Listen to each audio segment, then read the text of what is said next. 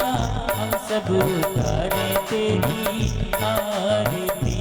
अम्बे तू है जगदम्बे काली, जय दुर्गे पर वाली तेरे ही गुण गाए भारती। ओ मैया हम सब उतारे तेरी आरती।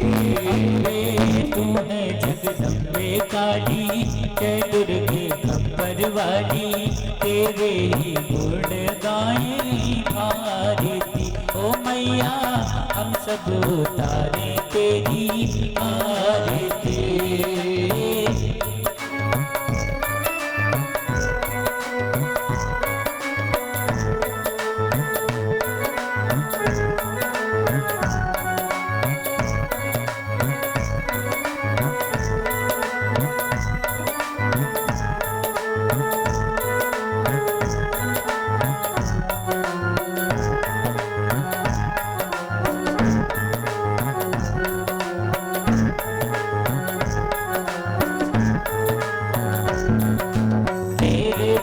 जनों पर माता भीड़ पड़ी है भारी माँ। तेरे भक्त जनों पर माता भीड़ पड़ी है भारी माँ। तेरे भक्त जनों पर माता भीड़ पड़ी है भारी माँ।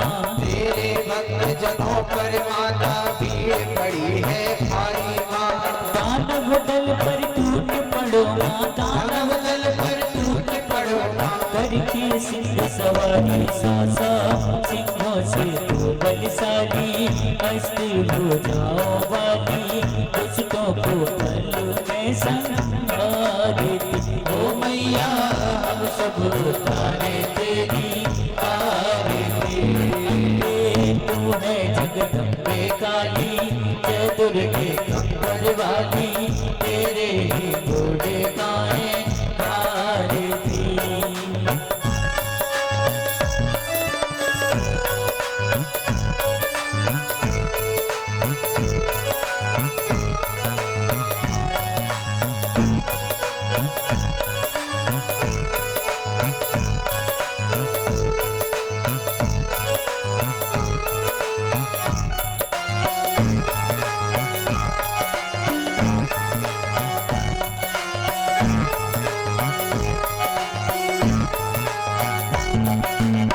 बेटे का है इस जग में बड़ा ही निर्मल नाता माँ। माँ बेटे का है इस जग में बड़ा ही निर्मल नाता माँ।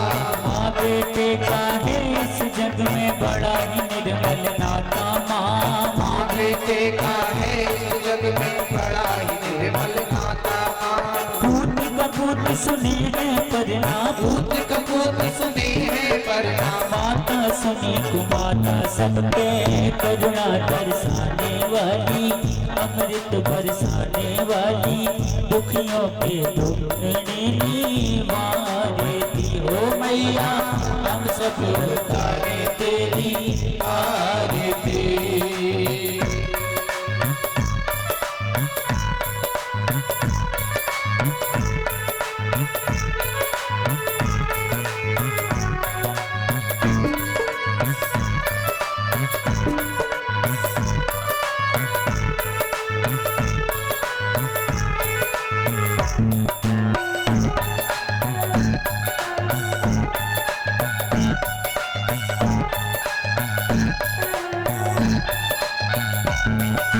नहीं मांगते धन और दौलत, ना चांदी ना सोना माँ। नहीं मांगते धन और दौलत, ना चांदी ना सोना माँ। नहीं मांगते धन और दौलत, ना चांदी ना सोना माँ। नहीं मांगते धन और दौलत, ना चांदी ना सोना माँ। हम तो मांगे माँ तेरे मन में, हम तो मांगे माँ तेरे मन में एक छोटा सा कोना, सबकी बिगड़ी बनाने वाली, लाज बचाने वाली, सतियों के सत्य को संवारती। ओ मैया हम सब उतारे तेरी आरती।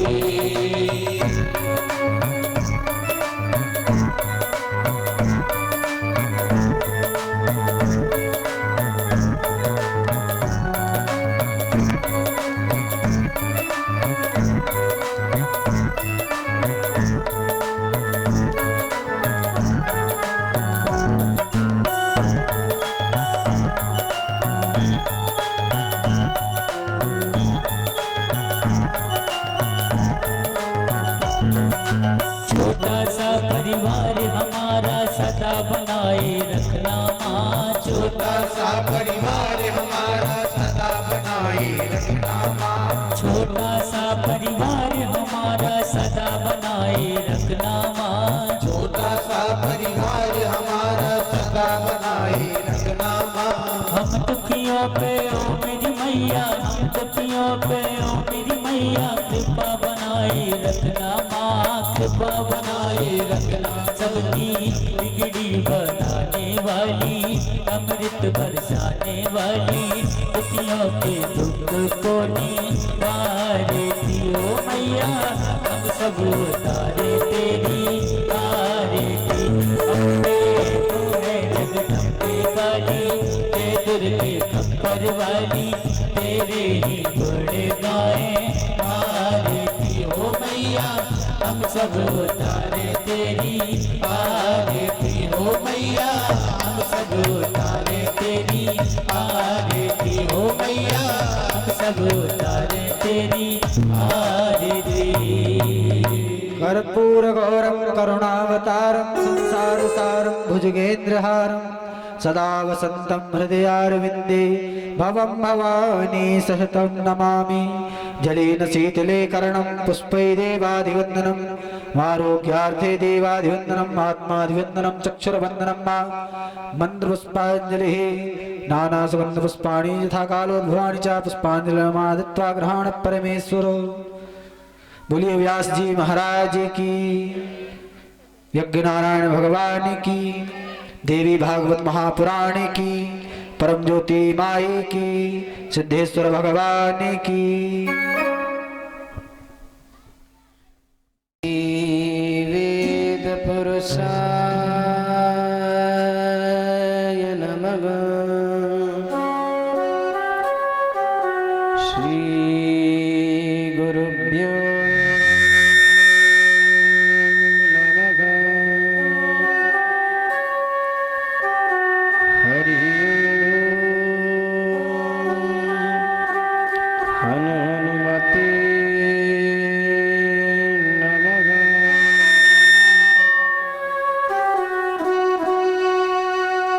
गजाननं भूतगणादिसेवितं कपेतजम्बूफलचारुभक्षणम्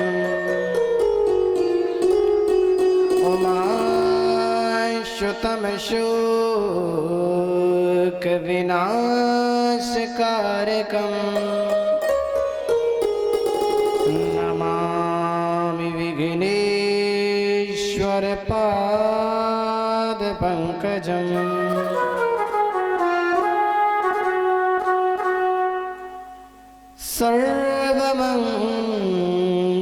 सर्वमङ्गलमाङ्गल्ये शिवे सर्वार्थसाधिके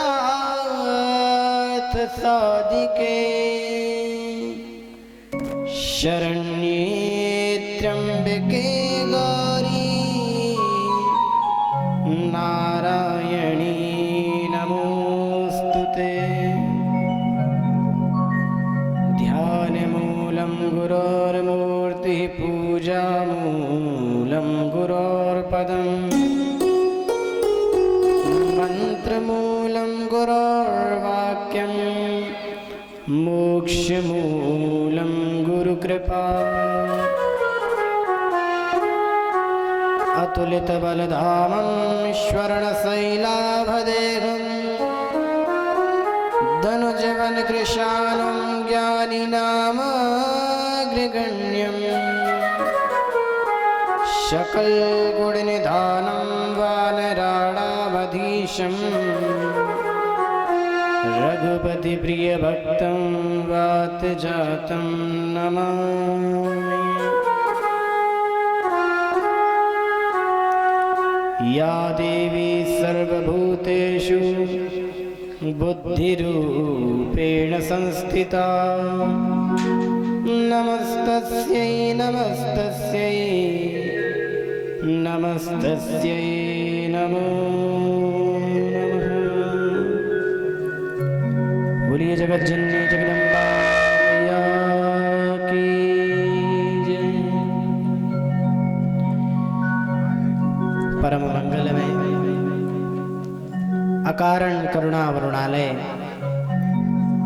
भक्त मनवांचित कल्पतरु तड़िद्युत श्री पीतांबरधारी बालकृष्ण लाल की श्री अर्धांगिनी राधा रानी और जो करुणामयी है, कृपामयी है, जो जगत सृष्टि कारिणी है, ऐसी सर्वेश्वरी प्रपंच जिनके लिए यह विश्व एक क्रीड़ा मात्र स्वरूप है, जिसके एक इशारे मात्र से ब्रह्मा विष्णु महेश भी निरंतर आराधना करते हैं, ऐसी प्रसन्न चित्त वाली देवी भगवती को मेरा बारंबार प्रणाम। और साथ ही साथ आप समस्त शास्त्री नगरवासी एवं अपने अपने घर में बैठ करके श्रवण कर रहे उन समस्त श्रोताओं को इस व्यासपीठ से नमन प्रणाम। और हमारे YouTube और Facebook के माध्यम से देख रहे समस्त भक्तों को भी इस व्यासपीठ से नमन, राधे राधे, जय माता दी। आइए आज द्वितीय दिवस की कथा में प्रवेश करने से पूर्व मन तथा वाणी को पवित्र करते हुए श्री जगत जननी जगदम्बा मैया का नाम संकीर्तन करते हुए कथा में प्रवेश बड़े भाव के साथ।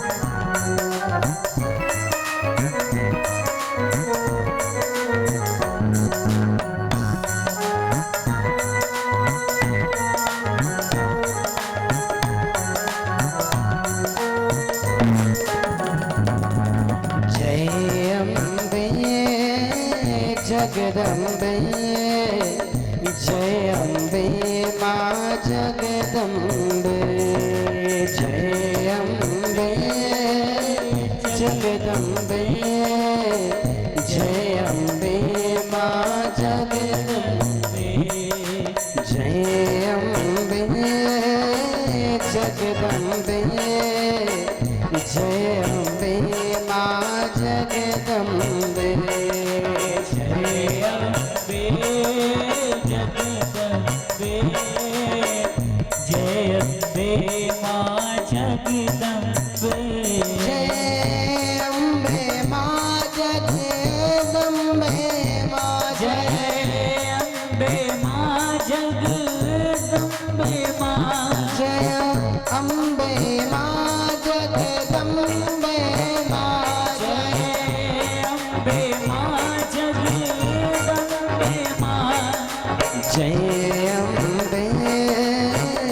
जगदम्बे जय अम्बे माँ जगदम्बे, जय अम्बे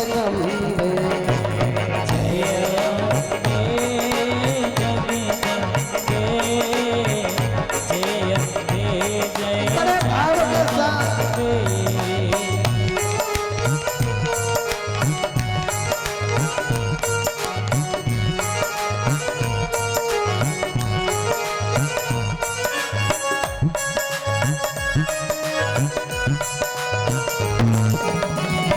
जगत जननी जगदम्बा मैया की जय हो।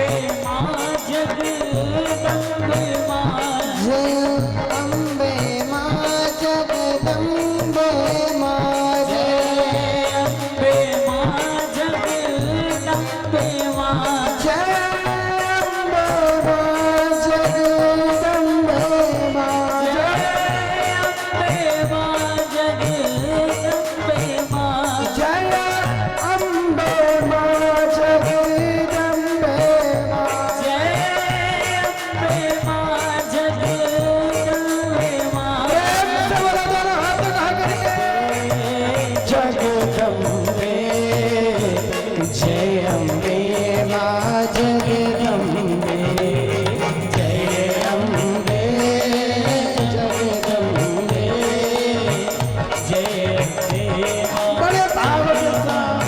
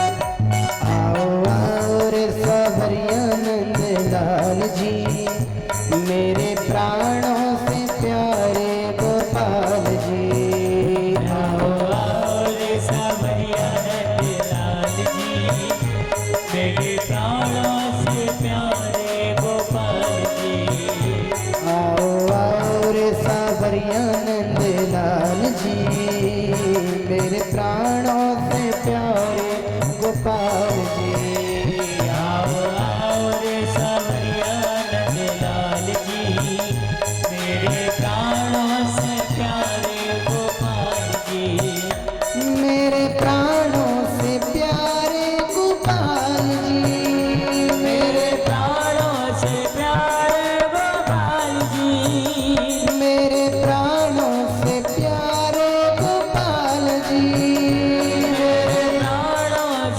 प्यारे गोपाल जी आओ आओ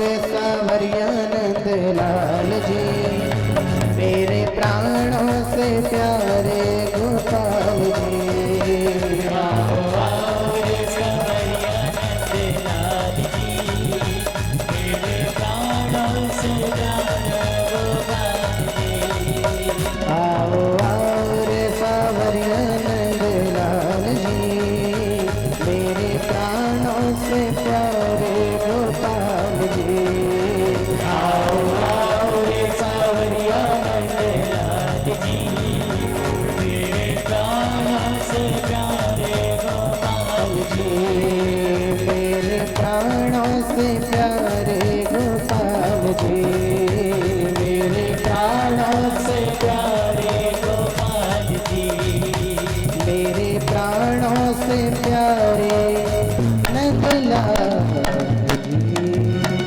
बोल जगत जननी जगदम्बा मैया की जय हो। एकादशी अध्याय में 86 छंद ललाम और तारा देवी के लिए देवासुर संग्राम। मार्मिक कथा कहते हैं प्रथम स्कंद के 11 अध्याय में बृहस्पति एवं उनकी पत्नी तारा देवी की सुंदर कथा बतलाई। कहते हैं एक बार की बात है, बृहस्पति जी के जो शिष्य हैं चंद्रदेव, उन्होंने एक समय अपने गुरु का स्वागत किया, उन्हें निमंत्रण किया, उनको आमंत्रित किया कि कहा गुरुदेव आप हमारे घर पर आएं, और स्वागत सत्कार किया जैसा देवताओं का होता है, गुरुओं का होता है। साथ में तारा देवी भी आई। कहते बृहस्पति जी तो अपना निमंत्रण स्वीकार करके भोजन किया और फिर अपने शिष्य के घर तो ज़्यादा देर ठहरना नहीं चाहिए और चल दिए। लेकिन कहते हैं कि तारा देवी को रोक लिया कि ये हमारी गुरु माता हैं, इन्हें रोक लिया जाए। और कहते हैं धीरे धीरे उन्हें उनसे प्रेम हो गया, गुरु माता से। कितना बड़ा अपराध। और कहते हैं कि कई महीनों तक इन्हें अपने ही साथ रखा, तारा देवी को। और जब समय बीत गया, बृहस्पति देव जी ने कहा चंद्रदेव से कि काफ़ी समय हो गया है, यहाँ पर आश्रम में भी कोई देखभाल करने वाला नहीं है, तो भेज दीजिए। और चंद्रदेव ने कहा गुरुजी अभी तो कुछ ही दिन हुए हैं, और दिन रहने दीजिए तारा देवी को। और ऐसे कहकर के बात टाल दी।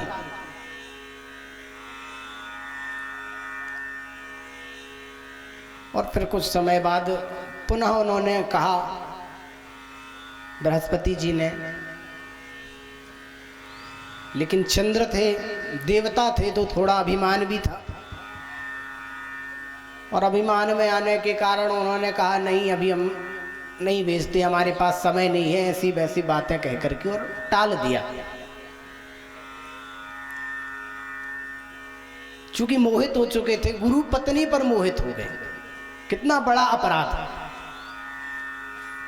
कि गुरु की पत्नी को ही बुरी नजर से देखने लगे।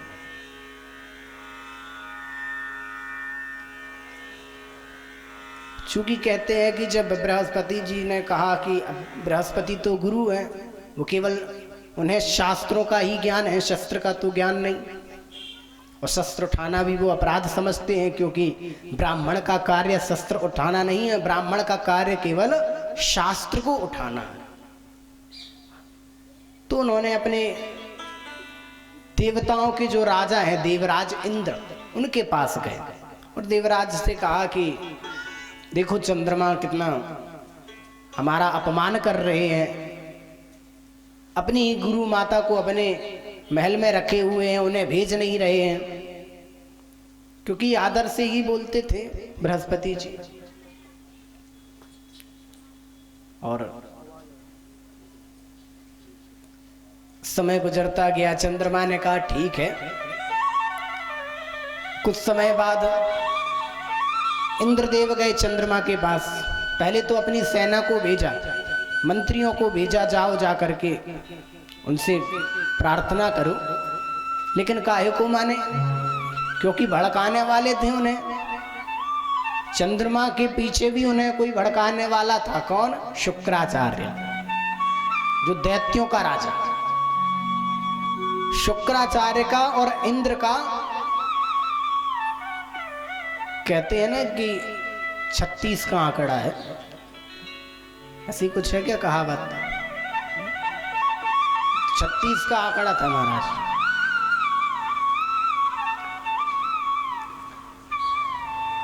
अब यहां पर शुक्राचार्य किनके तरफ से?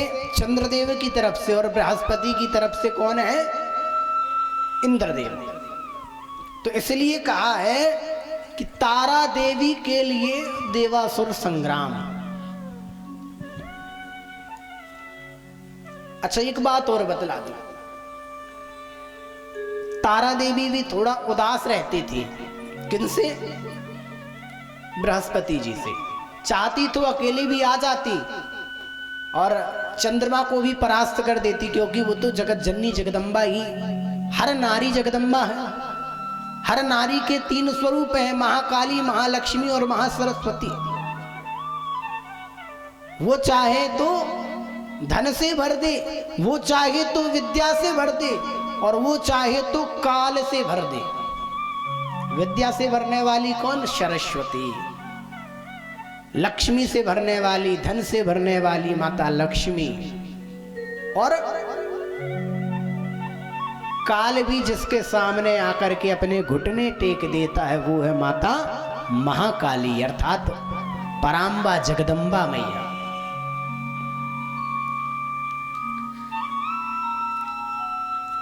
कहते हैं पद्म पुराण में कथा आती है कि एक बार की बात है, बृहस्पति जी ने संवर्त नाम की जो संवर्त की पत्नी को अपना लिया था। अब कालांतर के अलग अलग पुराणों में ये कथाएं बतलाई गई हैं, इस कारण वो उदास भी रहती थी, इसलिए वो नहीं जाती थी। लेकिन कुछ समय बाद फिर वो गई।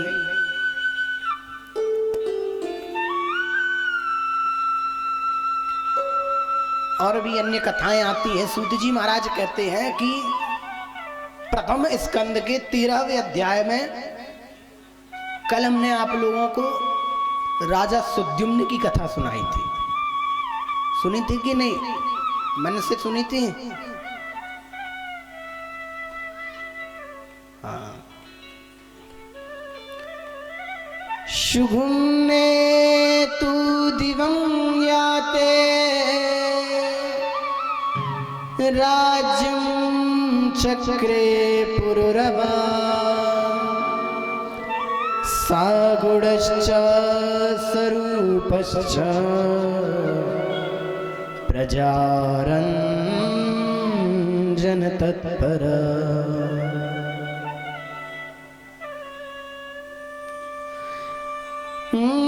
तेरहवें अध्याय में 34 पद्य पवित्र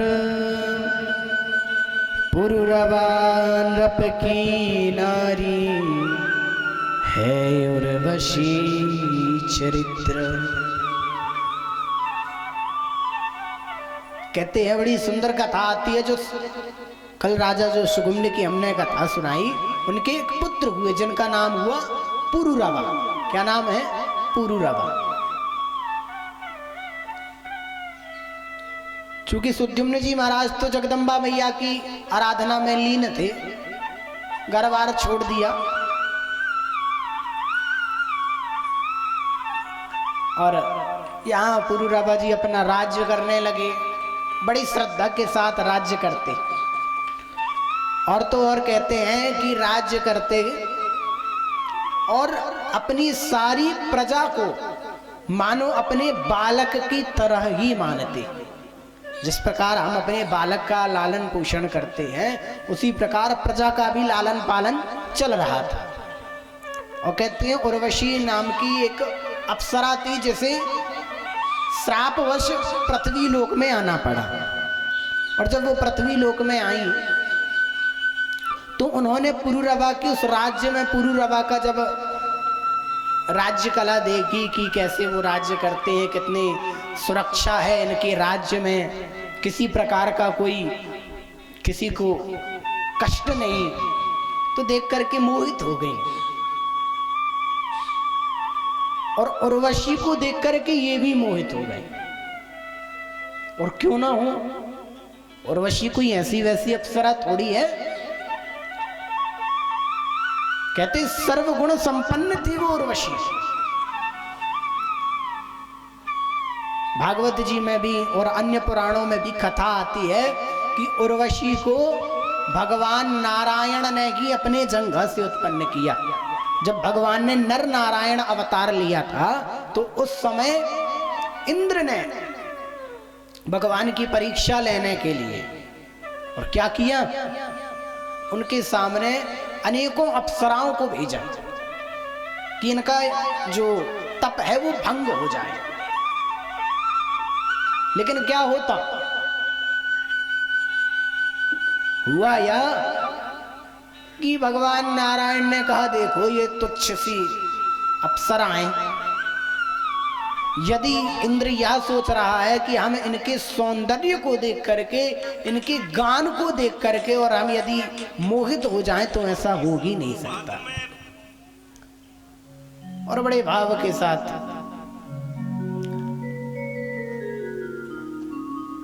आज उन अप्सराओं से भी दुगनी नहीं, चौगुनी नहीं, 100 गुनी नहीं, 1000 गुनी नहीं, जिसका कोई कहना चाहिए कि अंतर की नहीं, कोई पारावार की नहीं,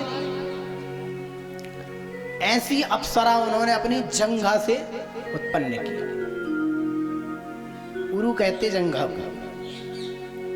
जैसे ही हाथ रखा कि एक दिव्य अप्सरा प्रकट हो गई। चूंकि उरु से उत्पन्न हुई इसलिए उसका नाम पड़ गया उर्वशी। अब जिसको भगवान ने प्रकट किया हो वो अप्सरा कितनी सुंदर ना होगी, और उसी अप्सरा को देख करके मोहित हो गए। दोनों ने एक दूसरे से विवाह का प्रस्ताव रखा, और जब प्रस्ताव रखा तो पुरुरवा तो चूंकि आसक्त ही हो चुकी थी, मोहित क्या कहना, आसक्त ही हो गए। वो तो आसक्त नहीं थी लेकिन ये आसक्त हो गए। अब चूंकि होता ये है कि जब हम किसी के ऊपर आसक्त हो जाते हैं और सामने वाले को यदि ये पता चल जाए कि ये हम पर आसक्त है, तो फिर वो किसी ना किसी प्रकार की शर्तें रखने लगता है। तो इन्होंने भी 3 शर्त रख दी उर्वशी ने पुरुरवा से। सबसे पहली शर्त रखी कि मैं आपके साथ तो रहूंगी, परंतु आपको मुझे पहली शर्त ये माननी पड़ेगी कि मैं कुछ न खाऊंगी न पीऊंगी, केवल और केवल घी का पान करूंगी। किसका पान करूंगी? घी का। दूसरी शर्त ये रखी कि मेरे पास 2 भेड़ हैं और उन भेड़ों को आप अपने बालकों की तरह मानेंगे। जिस प्रकार हम अपने बच्चों को मानते हैं, जिस भाव से उन्हें रखते हैं, उसी भाव से आपको इन्हें रखना पड़ेगा। और तीसरी शर्त रखी कि सहवास के अलावा आपको मैं कभी निर्वस्त्र ना देखूं। पुरुरवा तो आसक्त थे ही, कहा ठीक है।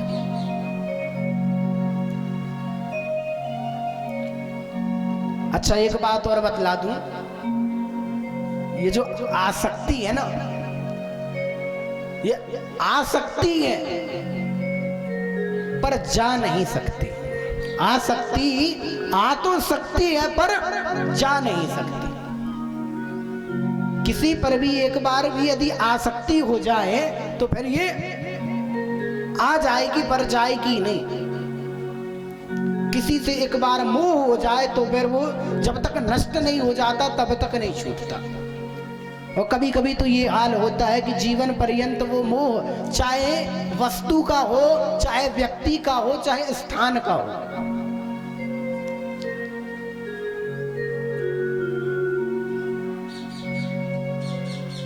और आसक्ति का एक अर्थ और है।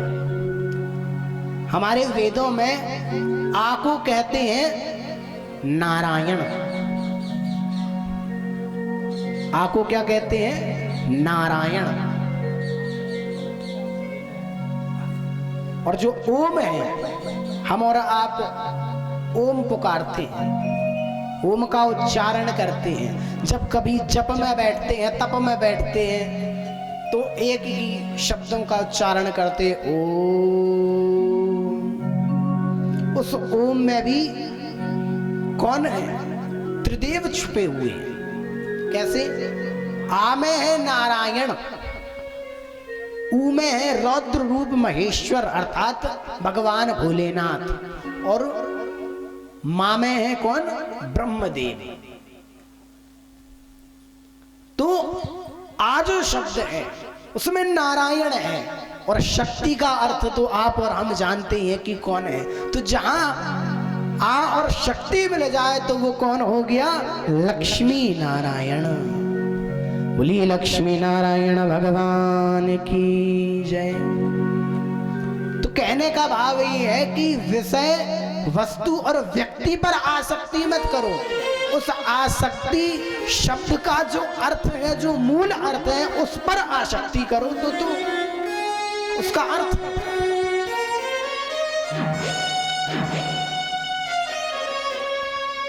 और आसक्ति का एक अर्थ क्या है? मोह।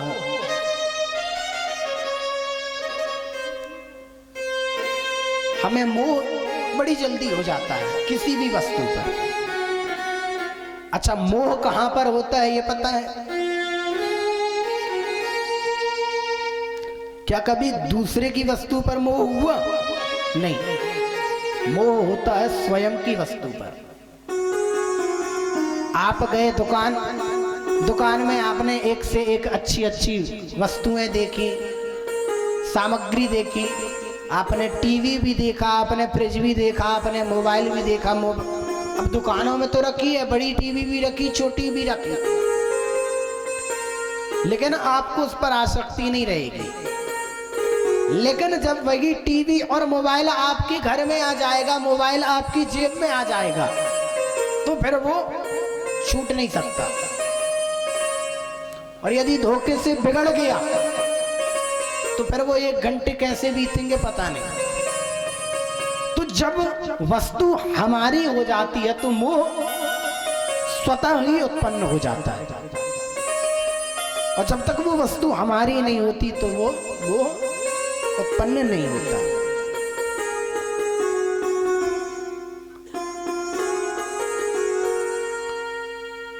मोह और एक है ममता।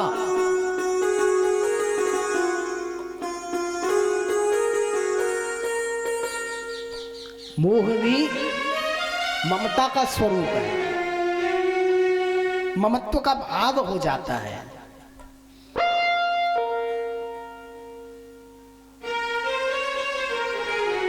ममता और सरलता,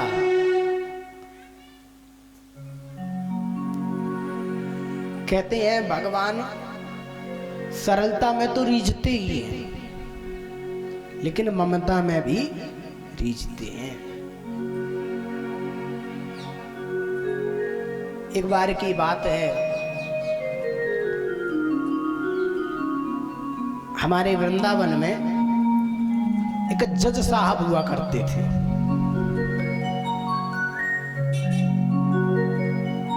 और वो बड़े संत थे। क्या थे? संत। अब वृंदावन में जज साहब संत बन चुके थे। उन्होंने अपना जजगिरी छोड़ दी, केवल संत बन के हरि नाम संकीर्तन करते थे।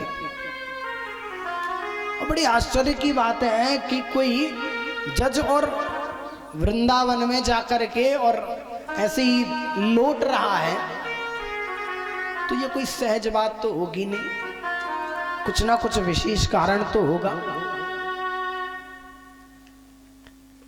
कहते एक बार की बात है,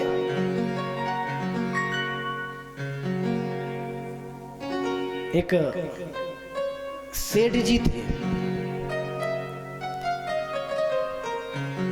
और एक दुर्बल व्यक्ति भगवान का भजन करने वाला राम जी का भक्त था।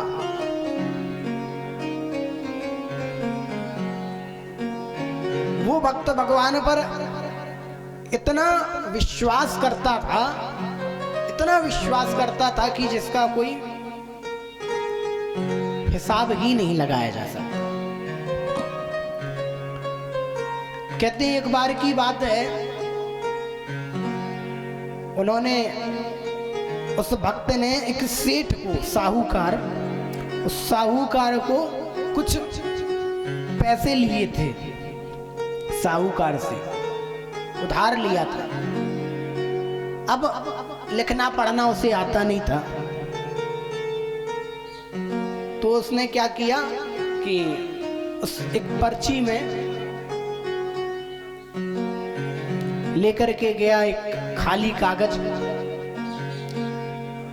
और पैसे ले गया जो देने थे उसे ले जा करके और सेठ जी को दे दिया। और सेठ जी से कहने लगा, लीजिए सेठ जी, मैंने आपका मूल भी चुकाया और ब्याज भी चुकाया, साहूकार जी ने कहा ठीक है, और साहूकार जी ने उसे एक रसीद बना करके देने लगे। तो जब साहूकार जी रसीद बना करके देने लगे तो उस भक्त ने कहा कि मैंने तो आपके पैसे दे ही दिए, अब मुझे क्या करना।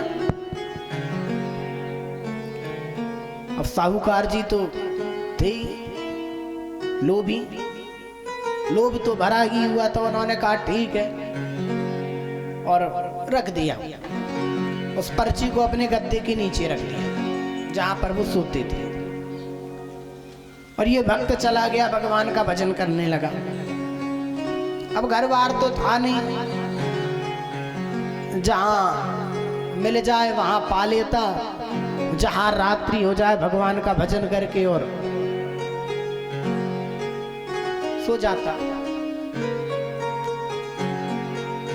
समय गुजरता गया। अब साहूकार ने दिमाग लगाया। अच्छा, कहते हैं कि एक कहावत है, खाली दिमाग शैतान का घर। तो विचार करने लगे, कुछ काम तो था नहीं सेठ जी को, साहूकार जी को। तो साहूकार जी ने कहा एक काम किया जाए, वो जो व्यक्ति था जिसने अभी मुझे कुछ दिन पहले पैसे दिए हैं,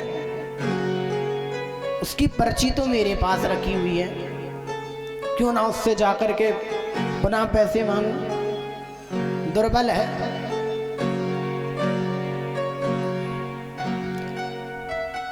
समय गुजरता गया। जब उसने अपने घर बुलवाया उस भक्त को, तो भक्त से कहा कि लाओ मेरे 2000 रुपए दो। उस भक्त ने कहा प्रभु मैंने आपको दे दिया है।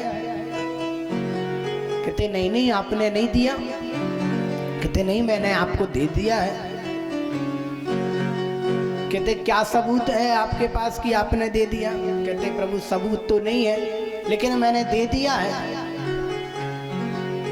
कहते नहीं ऐसा नहीं चलेगा, मेरे पैसे लौटाओ, अन्यथा मैं कोर्ट में जाऊंगा और तुम्हारे खिलाफ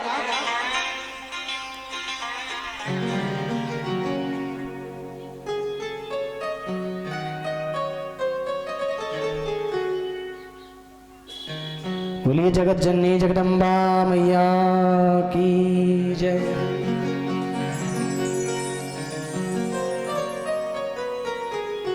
अब कहते हैं कि यहाँ पर बात पहुंच गई कोर्ट तक। अब बेचारा ना कुछ जानने वाला, बिल्कुल सरल था, सहज था।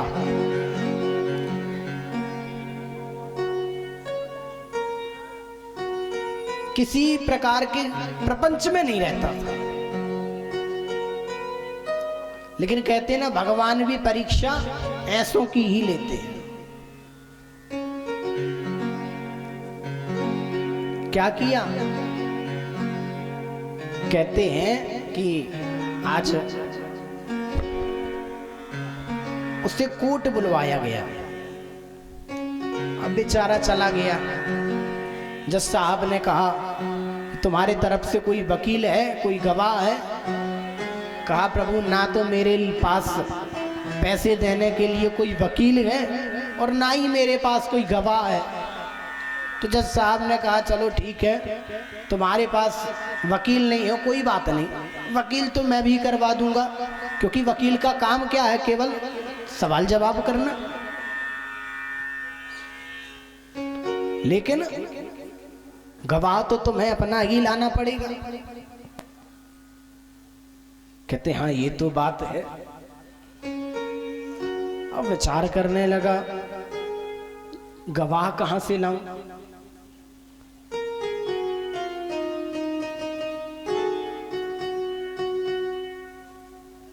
समय गुजरता गया, शाम हुई। शाम को भगवान राम के मंदिर जा करके और सीढ़ी में बैठ गया और विचार करने लगा, हे प्रभु मुझ पर इतना बड़ा आरोप, मैंने किसी का ना कुछ बिगाड़ा, जिसका मैंने धन दे दिया अब वो भी और मेरे पीछे पड़ गया। आखिर मैंने क्या किया है जो मुझे इतना दुख मिल रहा है।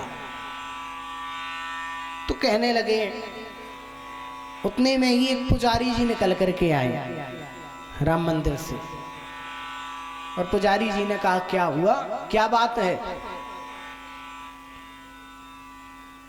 कोई कष्ट है क्या?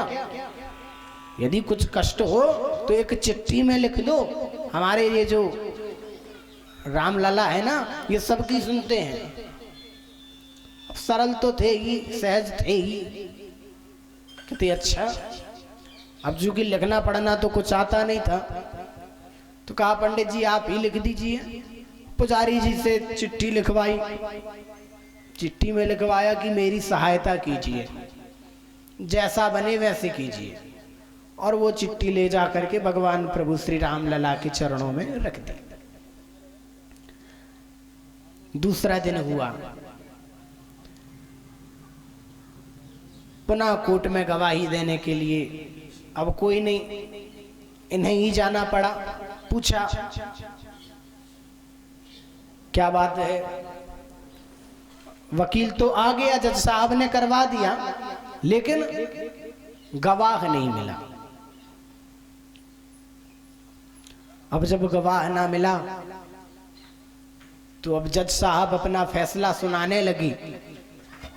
फैसला सुनाने की बारी आई ही कि उतने में एक बुजुर्ग आ गए, और आकर के वो वहीं खड़े हो गए जहां पर कटघरे में खड़े होकर की गवाही दी जाती। कहा आप किसकी तरफ से हैं? तो कहा हम इनकी तरफ से हैं, ये जो भक्त जी हैं इनके तरफ से हैं।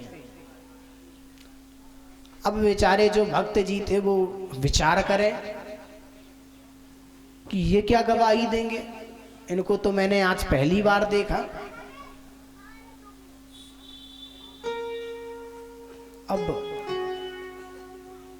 सोच ही रहे थे, विचार कर ही रहे थे कि वो दादाजी कहने लगे, मैं इन भक्त को भी जानता हूं और इन सेठ जी को भी जानता हूं। कहते अच्छा। जज साहब ने कहा किस किस को जानते हो? कहने लगे मैं इस भक्त को भी जानता हूं और इस सेठ को भी जानता हूं, और मेरा तो ये जानना है कि ऐसा कोई नहीं जिसे मैं नहीं जानता हूं, क्योंकि भगवान तो त्रिकालज्ञ हैं, सब जानने वाले।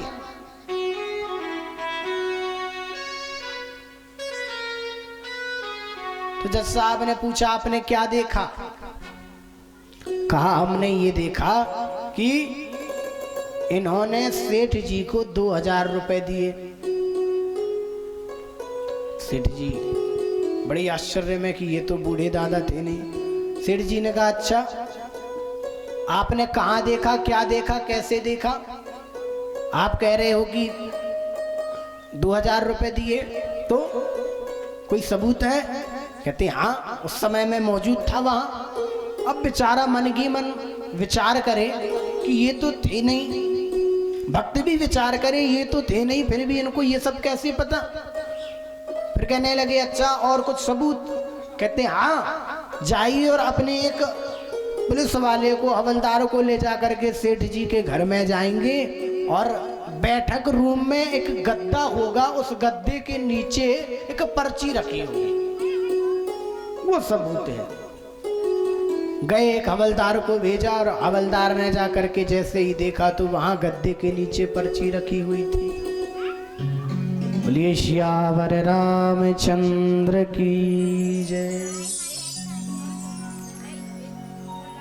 कहने का भाव ये कि वो बूढ़ा आदमी कोई और नहीं बल्कि स्वयं प्रभु श्री राम थे। कहते हैं ना, जिसका कोई नहीं होता उसका बंसी वाला होता है।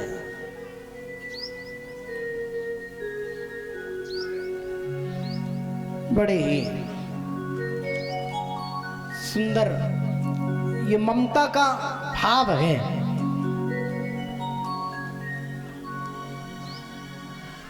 और एक बात और कहना चाहूंगा,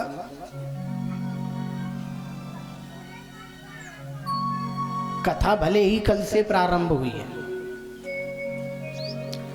अब चूंकि आप समस्त शास्त्री नगर वासियों की एक आदत बन गई है, क्या बोलने की? राधे राधे। क्या आदत बन गई है? राधे राधे। और चल रहा है देवी पुराण।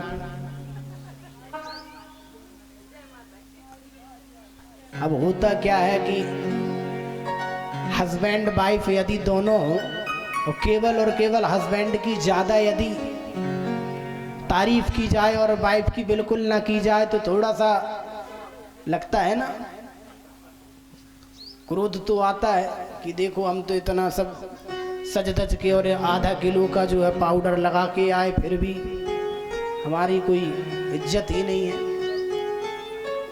और इन्होंने सो सरसों को तेल चिपर के आ गए और इनकी बड़ी बड़ाई हो रही। होता है ना। तो अब कन्हैया की कथा और अब है शक्ति की कथा, पराम्बा जगदम्बा की। तो अब धीरे धीरे आदत बनेगी। लेकिन आपको एक बात बतला देना चाहता हूं। अरे मैया कहो चाहे कन्हैया कहो,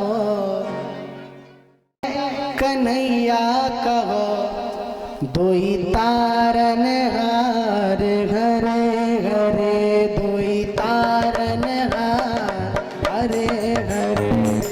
मैया कहो चाहे कन्हैया कहो, मैया कहो चाहे कन्हैया कहो, दो ही तारन हार हरे हरे, दो ही तारन हार हरे हरे, दो ही तारन हार हरे हरे, दो ही तारन हार हरे हरे।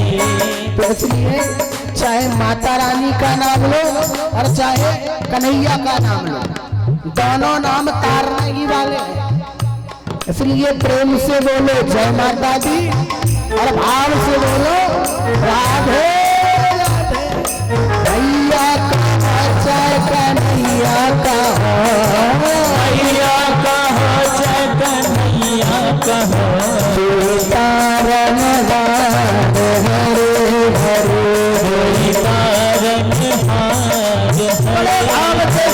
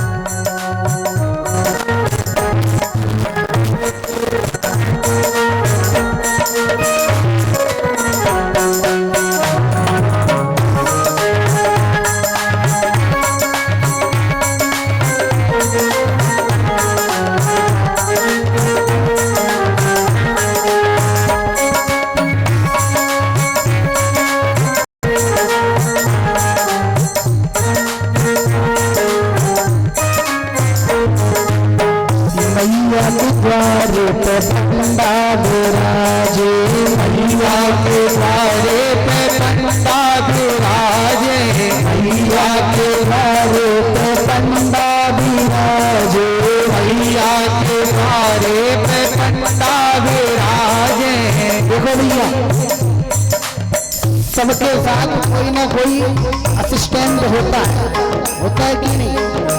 आप किसी के पास भी जाओ तो उनका पीए उनके साथ होता है, जैसे हम पर्सनल असिस्टेंट कहते हैं। तो माता रानी का असिस्टेंट कौन है? पंडा बाबा। कौन है? पंडा बाबा। अब आप सब तो हैं देवी जी के बहुत भक्त। तो मैया के द्वारे पे पंडा विराजे, मैया के द्वारे पे पंडा विराजे, मैया के द्वारे पे पंडा विराजे, मैया के द्वारे पे पंडा विराजे। कन्हैया के द्वारे पे गोपी हजार, दो तारन हार हरे हरे।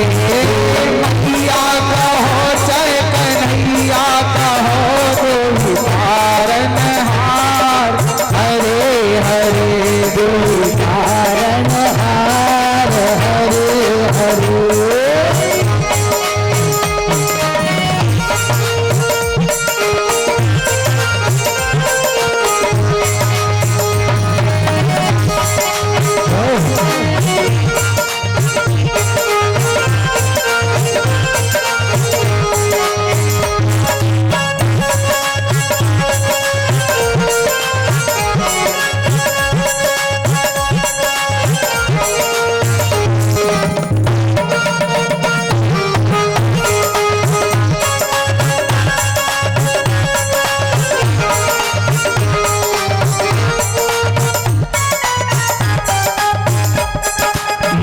मैया के द्वारे पे जवारे विराजे, मैया के द्वारे जवारे विराजे, मैया के द्वारे जवारे विराजे, मैया के द्वारे जवारे विराजे, मैया के द्वारे पतल की हजार कोई कारण हार हरे हरे, कन्हैया कहो जय कन्हैया कहो कारण हार हरे हरे।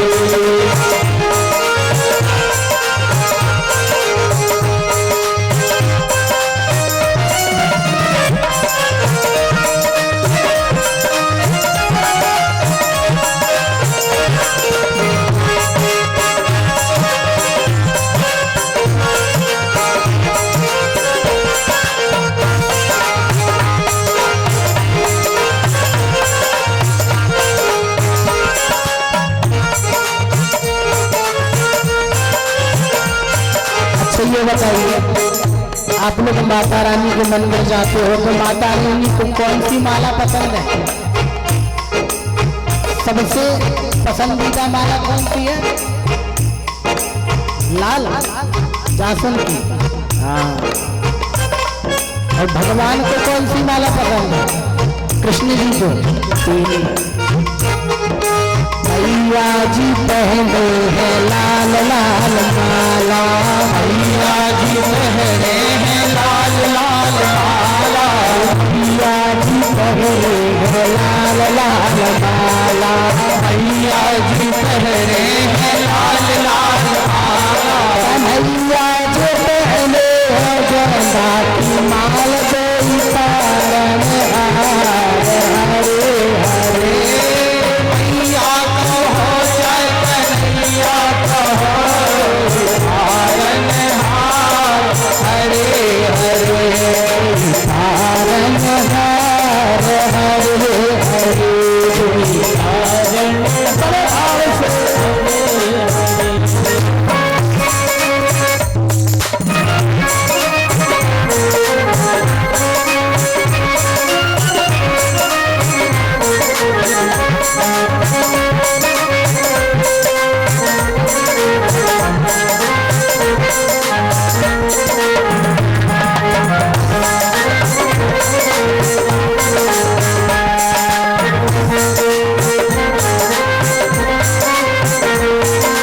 लौंग इलायची मैया के चाहिए, इलायची मैया को चाहिए, जब कभी आप लोग मंदिर में पूजा करने जानते हो तो कुछ रखें या ना रखें, थाली में माला लौंग इलायची पान है ना, और चंदन बंदन ये रख लेते कि अब 16 प्रकार के उपचार तो कर नहीं पाएंगे, तो सबसे पहले यही आता है कि ये लौंग इलायची धूप अगरबत्ती रखी कि नहीं, होता है ना। तो मैया को क्या पसंद है? मैया का चाहिए लौंग इलायची, मैया का चाहिए लौंग, मैया का चाहिए लौंग इलायची, मैया का चाहिए लौंग इलायची। पर कन्हैया को क्या पसंद है? अब प्यारे जो पेड़े हैं तो उनको भी टेढ़ी मेढ़ी चीजें पसंद होती हैं। क्या कन्हैया को चाहिए पान बहार कोई कारण हार हरे हरे, मैया कहो जय कन्हैया कहो दो कारण हार हरे हरे, कारण हार हरे हरे।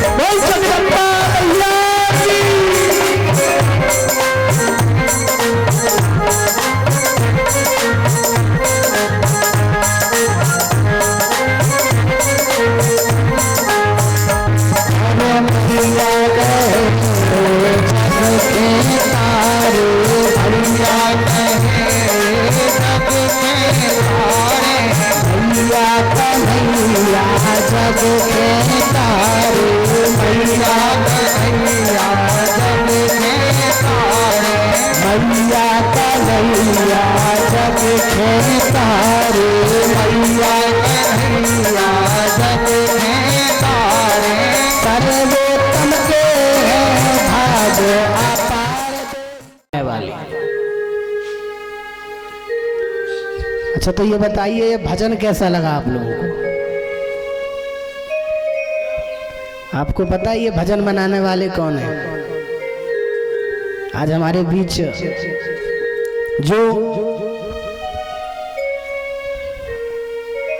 परम श्रद्धेय डॉक्टर पंडित सत्येंद्र स्वरूप शास्त्री जी महाराज के जो परम शिष्य हरिकिशन जी महाराज हैं, उनके पूज्य पिताश्री जो बैठे हुए हैं आज आप सभी के समीप, इन्हीं ने ये सुंदर भजन बनाया और आज इस मंच के माध्यम से ये गाने मिला। और प्यारे ये भजन तो केवल एक तुलसी का पत्ता है। जिस प्रकार तुलसी के वृक्ष में हम तुलसी के पत्ते को नहीं गिन सकते कि कितने तुलसी के पत्ते होंगे, उसी प्रकार उनके पास ऐसे अनेकों गुण विद्यमान हैं। और आते हैं तो कथा चल रही थी कहाँ, ममता और सरलता पर। तो भगवान की ममता देखिए कि भगवान ने ये भी नहीं देखा कि मुझे कहाँ जाना पड़ेगा, भगवान को कटघरे में जाकर के खड़ा होना पड़ा। तो जज साहब ने सोचा, विचार किया कि जब परमात्मा स्वयं कटघरे में आकर के और मेरे सामने खड़ा, मैं बैठा हूं और परमात्मा खड़े हैं, इतना बड़ा अपमान मेरे परमात्मा का, अरे मुझे ये कुर्सी ही नहीं चाहिए। तुरंत उन्होंने बर्खास्त कर दिया अपनी उस कुर्सी को, कुर्सी छोड़ छाड़ के और कहाँ आ गए, वृंदावन धाम, वहीं पर वास करने लगे।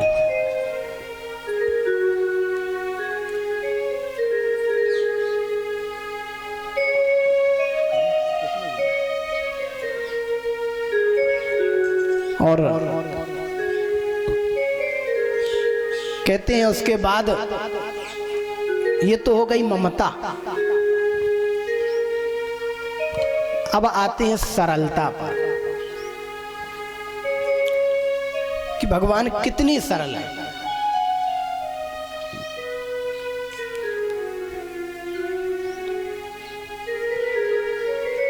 कहते हैं एक बार की बात है, 9 प्रकार की भक्ति बतलाई गई। कितने प्रकार की भक्ति है? 9 प्रकार की। रामायण में भी है और भागवत में भी है। भागवत में श्लोक के दौरान बतलाई गई और रामायण में तुलसीदास जी महाराज ने चौपाई और दोहा के अंतर्गत बतलाया। भागवत जी में क्या है? श्रवणं कीर्तनं विष्णु स्मरणं पादसेवनम् अर्चनं वंदनं दास्यं शाक्यमात्मनिवेदनम्।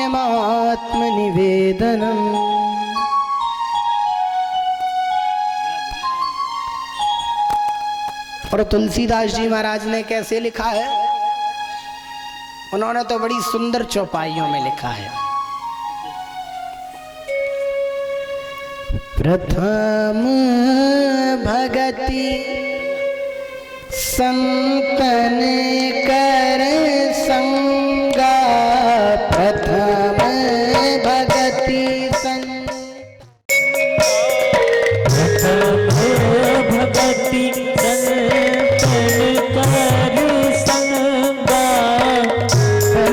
बतलाई है संतों का संग।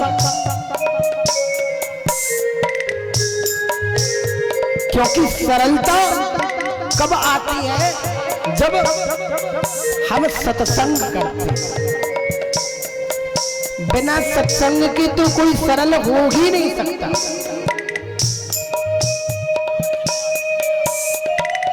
तो सर्वप्रथम भक्ति कौन सी है? संतन कर संगा। लेकिन आजकल संतों का संग कम है, सत्संग ज्यादा है। सत्संग कम है और सत्संग ज्यादा है। प्रथम भगति संतन कर संगा, प्रथम भगति संतन कर संगा, प्रथम भगति संतन कर संगा, प्रथम भगति संतन कर संगा, दूसर रति मम कथा प्रसंग, दूसर रति मम कथा प्रसंग, प्रथम भगति संतन कर संगा, प्रथम भगति संतन कर संगा। दूसरी जो भक्ति है वो कौन है? रति मम कथा प्रसंगा, अर्थात भगवान की कथा में ही रत हो जाओ। और फिर क्या कहती है चौपाई तीसरी भक्ति के लिए? गुरु पद पंकज सेवा, तीसर भगति चौथी भगति मन गुण गण, कराई कपट तज। गुरु पद पंकज, यदि हमने गुरु के चरणों में प्रीति लगा ली, गुरु के चरणों की सेवा कर ली, तो भी भगवान की भक्ति ही है।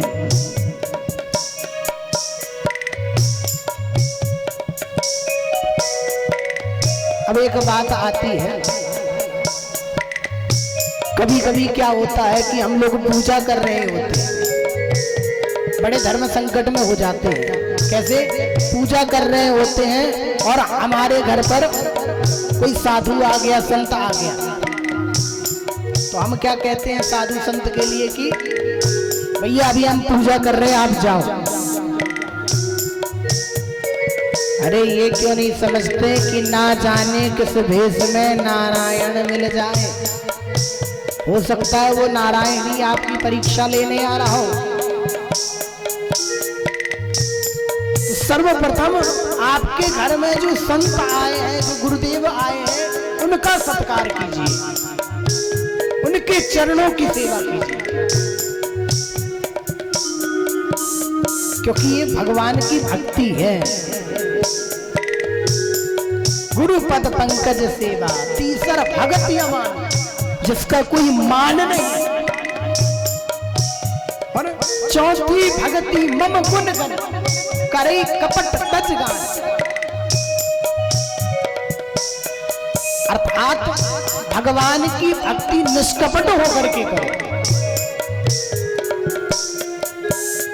अब होता तो कभी कभी ये है कि पूजा तो कर रहे होते, लेकिन पूजा करते करते भी हम ये कपट करते हैं कि हम 3 फूल ज्यादा चढ़ा लें, पता चले सामने वाले को, बाजू वाले को एक भी चढ़ाने नहीं मिला। हाँ? होता है कि नहीं? अब कई जगह तो हमने देखा अम्मा बाबा जी लोगों को किसी के घर यदि फूल तोड़ने जाओ तो क्या कहती हैं? अरे भैया ज्यादा फूल मत तोड़ियो, हमारे घर भी माता रानी है।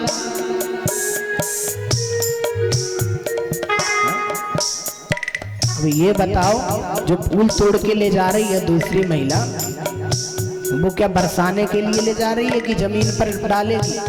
वो भी तो भगवान के लिए ही ले जा रही है। और यदि आपके घर से तोड़ करके ले जा रही है, तो आपने तो बिना तोड़े ही भगवान को चढ़ा दिया, ये भाव रखिए। तो कपट तज गान, कपट को तज दीजिए, त्याग दीजिए। चौथी भक्ति मम गुणगन करई कपट तज गान।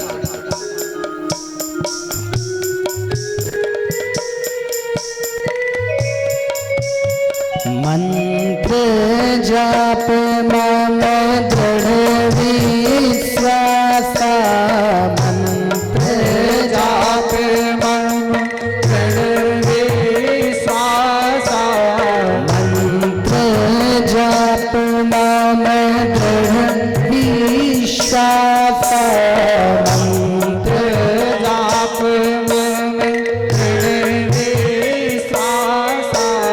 पंचम भजन सुवेद प्रकाशा, पंचम भजन सुवेद प्रकाशा, पंचम भजन सुवेद प्रकाशा, पंचम भजन सुवेद प्रकाशा। तो पांचवी भक्ति क्या कही? मंत्र जाप मम दृढ़ विश्वासा। मंत्र जाप भले की एक माला करो, लेकिन विश्वास के साथ। और विश्वास कब होगा? जब हम उसके प्रति समर्पण भाव रखेंगे। और समर्पण कब होगा? जब हमारा ध्यान यहां वहां नहीं होगा। अब होता क्या है, जाप तो कर रहे, कहते पंडित जी हमने तो 20 माला करी, हमने 25 माला करी। अब माला भी होते जा रही है, कहो भगवान का नाम एक बार हुआ और माला की गुड़िया 10 खिसक गई, 10 गुड़िया खिसक गई और नाम एक ही बार ले पाए। तो प्यारे उंगली नहीं चलाना है, मुंह चलाना है। क्या चलाना है? मुंह, उंगली नहीं। तो मंत्र जाप मम दृढ़ विश्वास, विश्वास के साथ। और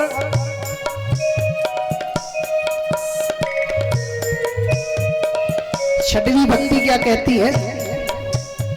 छठ धम शील बिरति बहु करे मां, छठ धम शील बिरति करे मां, निरत निरंतर सज्जन धर्मा, निरत निरंतर सज्जन धर्मा, निरत निरंतर सज्जन धर्मा, निरत निरंतर सज्जन धर्मा।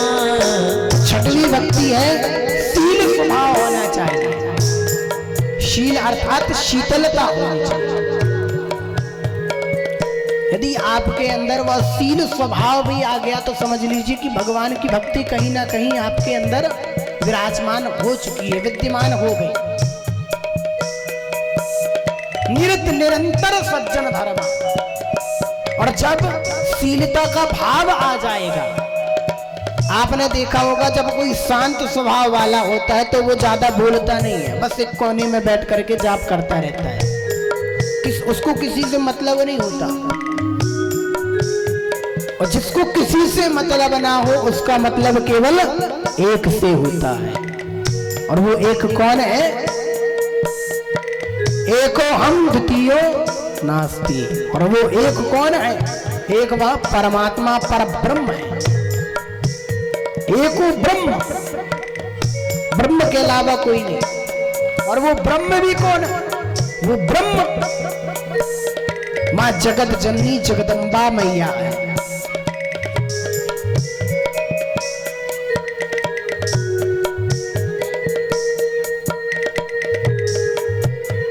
सातव सम मोहि मन सब देखा, सातव सम मोहि मय जग देखा, मोहे संत अधिक कर ले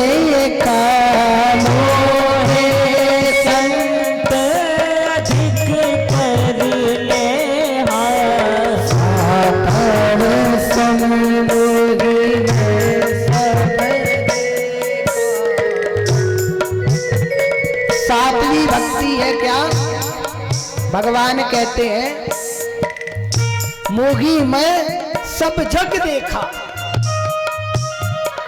मुझ में ही जग को देखो और जग को ही मुझ में देखो।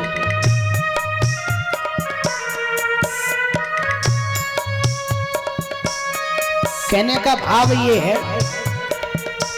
अब कहोगे भगवान यदि ऐसा बताओगे कि मोही में सब जग देखा, अब हम सब में ही भगवान को देखने लगेंगे तो फिर तो कल्याण हो गया, है ना?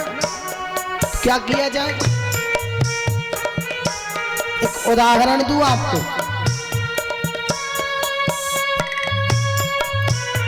ये जो शरीर है ये भगवान है। कौन है ये? भगवान है। और इसका एक एक अंग हम और आप है, जिसमें से जिह्वा भी है, दांत भी है, आंख भी है, नाक भी है, कान भी है, हाथ भी है, पैर भी है। तो होता क्या है, कभी कभी हम जब भोजन कर रहे होते हैं तो भोजन करते करते जल्दी जल्दी में क्या होता है कि दांतों के बीच में जिह्वा आ जाती है, जीभ आ जाती है, कट जाती है, दर्द तो हुआ। लेकिन क्या कभी आप ये करते हो कि जब आपके दांतों से जिह्वा कट जाती है तो तुरंत हथौड़ा लेके मुंह में मारते हो क्या, कि दांत भी टूट जाएं? दांतों ने तो जीभ को काटा, अब हथौड़ा लेके मुंह में मार लो तो ये दांत भी चले जाए। करते हो क्या? नहीं करते ना। क्या करते हो? उस जिह्वा की ही दवाई करते हो कि भैया जैसे तैसे जीभ कट गई, लेकिन अब दांत को क्यों दोष दें? तो इसी प्रकार परमात्मा का हम सभी अंग हैं। जब हम सामने किसी को कष्ट देते हैं तो उस समय ये विचार कीजिए कि इसके अंदर भी परमात्मा विद्यमान है। सातव मुगी मैं सब जग देखा, और का दोष नहीं देखेगा। और प्यारी एक बात बतला दूं, दोष सामने नहीं होता है, दोष हमारी दृष्टि में होता है। हम जैसा मान लें वही। कभी कभी क्या होता है, एक बहू है और एक सास है। बहू ने कहा, जैसे ही सास घर में आई तीर्थ यात्रा करके, तो बहू क्या कहती है, देखो अम्मा जी आ गए। क्या कहती है? देखो अम्मा जी आ गए। अब बहू ने किस भाव से कहा ये आपको समझना पड़ेगा। शब्द वही है लेकिन उसका भाव आपको समझना है। कैसे? आप यदि ये समझ लेते हैं कि शब्द वही है और उसे यह समझ करके रखिए कि मेरी बहू ने कहा देखो अम्मा जी आ गई, मतलब बड़े भाव से देखो अम्मा जी आ गई। लेकिन सास क्या समझ लेती है कि अरे बहू को तो बड़ा टेंशन हो गया, देखो अम्मा जी आ गई। शब्द वही है, बस समझने का भाव गलत हो गया। क्या बहू ने ये शब्द कहा कि देखो अम्मा जी आ गई और दिमाग खराब हो गया, ये सब तो कहा नहीं, केवल यही शब्द कहा ना, देखो अम्मा जी आ गई। तो दोष कहाँ? दृष्टि में। यदि आप उसे अच्छा मानते हो तो आपके लिए अच्छा है, और बुरा मानोगे तो बुरा। जैसा आप ग्रहण करोगे स्वाद तो वैसे ही मिलेगा।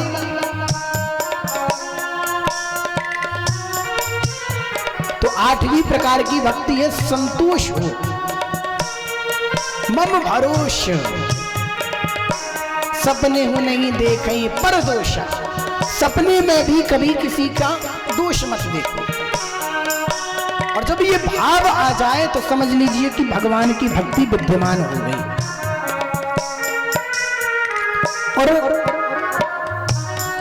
अंतिम भक्ति बड़ी ही सरल। क्या? नव में सरल सब छन गीना, नव में सरल हीना, मम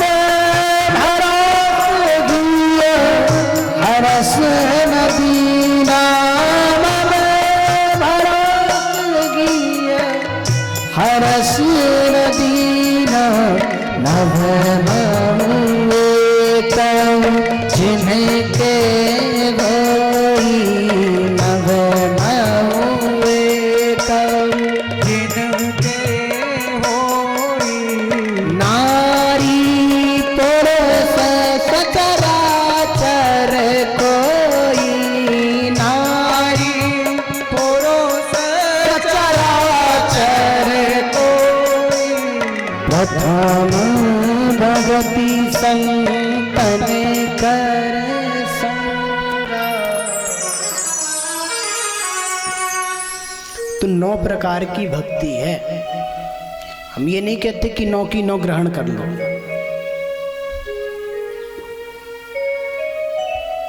क्योंकि ज्यादा खा लो तो फिर क्या हो जाता है, अपच हो जाती है ना। तो भैया एक भक्ति ही ग्रहण कर लो तो भगवान आ जाएंगे, क्योंकि भक्त के वश में ही भगवान है। आपने कभी विचार किया कि भगवान विष्णु के चरण माता लक्ष्मी दबाती हैं, और भगवान विष्णु अर्थात भगवान कृष्ण किसके चरण दबाते हैं? राधा रानी के। कभी वृंदावन जाओ तो रंग जी के दर्शन करिएगा, वहां पर आपको दिख जाएगा राधा रानी के चरण दबा रहे हैं भगवान कृष्ण। क्यों? हम क्यों कहते हैं कि लक्ष्मी के पीछे मत भागो? अरे सीधे लक्ष्मीपति को पकड़ो ना, स्वतः ही लक्ष्मी मैया आ जाएंगी। राजा बलि ने क्या किया था? लक्ष्मी मैया को लेने गया क्या? लक्ष्मी मैया तो खुद आई, धागा बंधवा लो हमसे और कुछ दे दो। आई कि नहीं? आप लोग जब पंडित जी से धागा बंधवाते तो कुछ देते हो कि नहीं देते हो? और यदि नहीं देते तो कोई मतलब नहीं धागा बंधवाने का, ये भी बता दो। पता चले कभी कभी क्या होता है कि पंडित जी भी बड़े सरल पड़ जाते हैं और यजमान भी सोचता है कि अरे पंडित जी तो कुछ नहीं बोलेंगे, एक काम करो धीरे से चलो, मुंह ढांक लो और हाथ बढ़ाओ और जल्दी से बंधवाए और आ गए, पैर बड़े जल्दी से आए। ऐसे भक्ति जैसे मानो पंडित जी के पैर में करंट लगा हो, ऐसे भक्ति हैं कि अब भी दक्षिणा न मांगने लगे।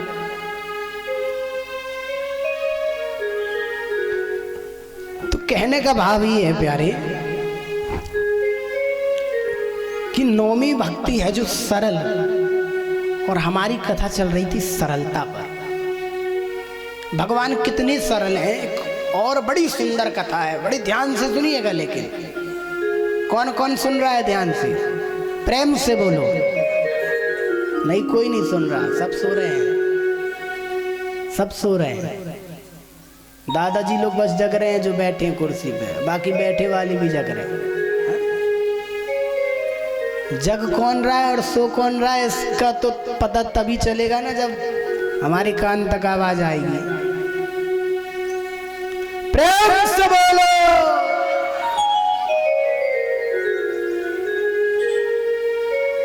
हमें सुनाई दिया ला जल्दी थाली।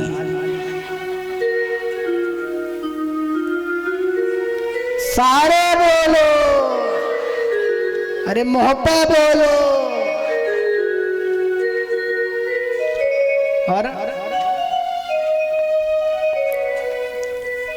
पता भी तो चले कि कोई कथा सुन रहा है कि नहीं। अब पता चले कि पंडित जी बस बक बक बक बक किए जा रहे हैं, 5 बजे आरती होगी, बढ़िया प्रसाद मिलेगा, खाए पिए निकल लिए।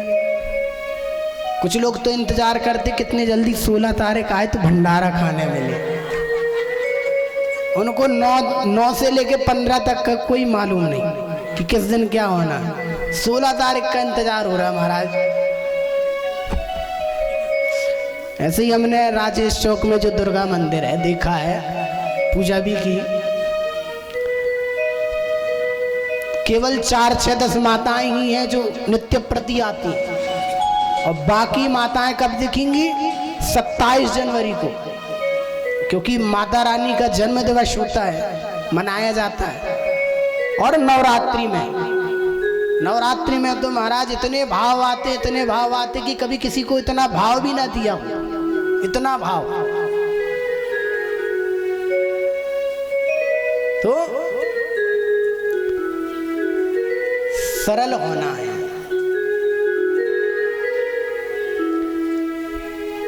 एक बार की बात है, एक भाई साहब थे, बड़ा खाते थे महाराज, केवल एक ही काम, खाओ और परे रहो। हमारी बुंदेली भाषा में परे रहो को बोलते हैं सोता रहता है, खाया और सोया। और ऐसा भी नहीं कि महाराज एक आध बार खाया और सो गया, उसका काम ही यही था, जब उठेगा खाएगा और फिर सो जाएगा। अब जो खाता हो और सोता हो तो उसकी कौन सुने महाराज। घर वाले भी तब तक खिलाए जब तक वो बड़ा नहीं हुआ। जैसे ही बड़ा हुआ, देखा भैया अब तो 18 वर्ष का हो चुका है, अब भी कुछ नहीं करेगा, पढ़ेगा नहीं, लिखेगा नहीं, कुछ काम नहीं करेगा तो कैसे चलेगा। बस खाया सोया। घर वालों ने भगा दिया, जा कोई काम कर नहीं। 18 साल तक और अन्न नष्ट कर दिया, भगा दिया। अब पढ़ा लिखा तो था नहीं, ज्ञान था नहीं, चला गया। एक मंदिर में गया और वहां पर जाकर के एक महंत जी मिले, उनका दर्शन किया। और दर्शन करके महंत जी के पैर पड़ के कहने लगा, प्रभु आपसे एक अनुरोध करना चाहता हूं। कहा, क्या अनुरोध करोगे? कहते कुछ नहीं, बस आपसे एक जानकारी लेनी थी। कहते क्या जानकारी? कहते सुना है आश्रमों में, मंदिरों में बड़े बड़े भंडारे चलते हैं। कहा हाँ। कहते यहाँ पे भी होता है क्या? कहते हाँ। कितने बार होता? कहते 2 बार। अब वो तो था पेटू राम, बहुत खाने वाला, दिन में 4 बार।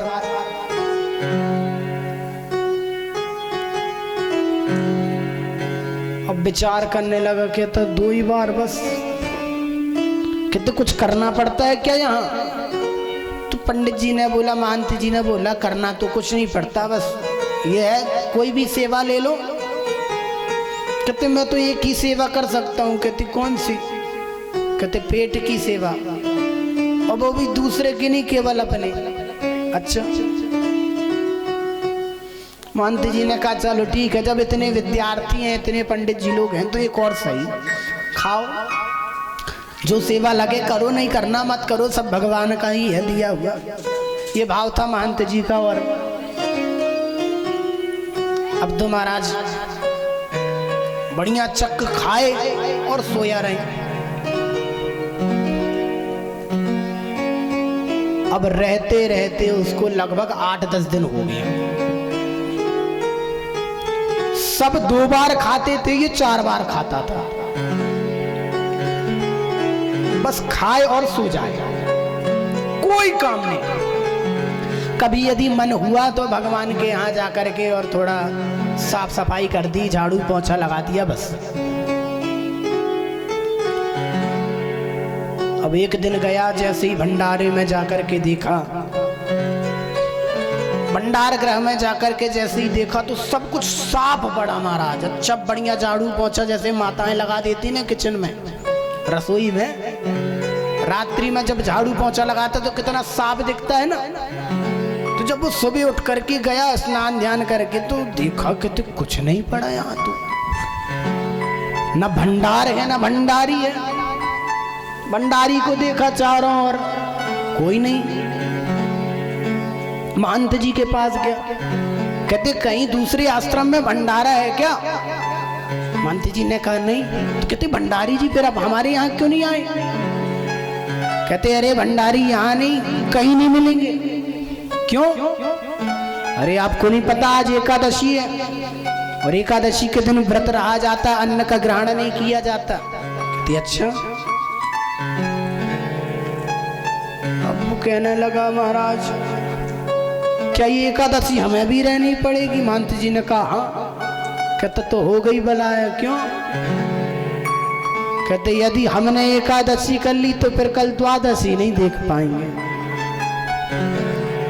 आज एकादशी हो गई तो द्वादशी नहीं देख पाएंगे। आप तो ये बताओ कि व्यवस्था कहाँ है तो हम चले जाएं जल्दी। अब महंत जी ने कहा भैया ये तो नहीं रह पा रहा। कहते देखो हमारे यहाँ तो नियम है, हम तो ना बनाएंगे और ना बनाने देंगे आश्रम में, लेकिन हाँ यदि तुम्हें ज्यादा ही भूख लगी है तो तुम एक काम करो, जाओ चले जाओ नदी के किनारे एक वृक्ष है, वहाँ गर्मी का समय था, वृक्ष के नीचे जाना बनाना और पा लेना। सब उसने लोटा कमंडल आटा की बोरी और सब जितना था, एक सेर आटा 2 सेर आटा लेकर के अनाज अपना चल दिया। जैसे ही चलने लगा थैला वैला में बांध करके, तो महंत जी ने कहा भैया देखो जब तुम भोजन बना लो, प्रसादी बना लो तो भगवान को पवा देना, राम जी को पवा देना और फिर चले जाना, फिर पाना, पहले उनको पवाना फिर पाना। तो उसने 2 जन के हिसाब से बना लिया। अब गया महाराज, नदी के किनारे एक वृक्ष था और वहां पर बैठ करके बढ़िया उसने चक्क बनाया। एक तो कभी बनाया नहीं, बड़ी मुश्किल से तो बना पाया 2-4 घंटे में। अब जब नौसीखा होता है, अब जिसके बालक ने कभी बनाया ना हो और जब उसके बनाना पड़े तो पता चले आटा लगाते लगाते वो सतुआ बन गया आटा का। सतुआ जानते हो ना आप लोग? अब आटा कैसे लगाया जाता और सतुआ कैसे घोरा जाता उसे ये भी अंदाज नहीं था। जैसे तैसे उसका वो सतुआ बना, आटा का सतुआ बना। अब कहा महाराज ये तो गीला हो गया, आटा भी नहीं, क्या किया जाए? तो धूप में रख दिया कि थोड़ा सा अब ये सूख जाए, जब ये सूखेगा तो फिर बनाएंगे जैसे तैसे। सूखा आटा, और जब तक उसने अपनी सब्जी अब्जी काटी बना लिया। बेचारा सुबह 8 बजे का आया, 2 बज गए, 6 घंटा लग गया बनाते बनाते। अब जिसने इतनी मेहनत से बनाया हो तो दूसरे के हाथ का भले कुछ अच्छा ना लगे, लेकिन स्वयं के हाथ का बनाया हुआ चाहे तीखा हो चाहे मीठा हो चाहे कितना भी नमकीन हो खब जाता है और बड़ा स्वादिष्ट लगता है खुद का बनाया हुआ।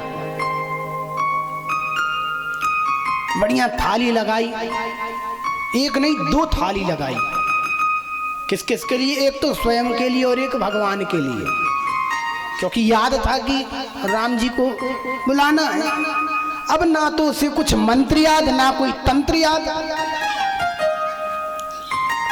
तुमने कहा कि भैया भगवान को बुला लेना, तो उसने कहा मुझे ना कोई मंत्र आता है ना कोई तंत्र आता है, लेकिन हाँ एक उपाय है। उन्होंने बताया था राजा राम को बुलाना और बुलाने कैसे बुलाता, बड़ा भाव है, बड़ा सुंदर भाव। जब आप भी भोग लगाओ ना तो ऐसे ही बुलाना, क्योंकि ऐसे बुलाने में तो परमात्मा आएंगे। कैसे आए ये भी बताएंगे, बड़ी सुंदर कथा है। दोनों थाली ली, दोनों थाली में तुलसी का दल डाला, क्योंकि इतना तो ज्ञान था। कहते ना सत्संग का प्रभाव तो पड़ता ही है। आश्रम में देखता रहता कि भगवान को भोग कैसे लगाया जाता है, तुलसी डाल करके। तुलसी डाली और बड़े भाव से भगवान को पुकारने लगा। राजा राम आई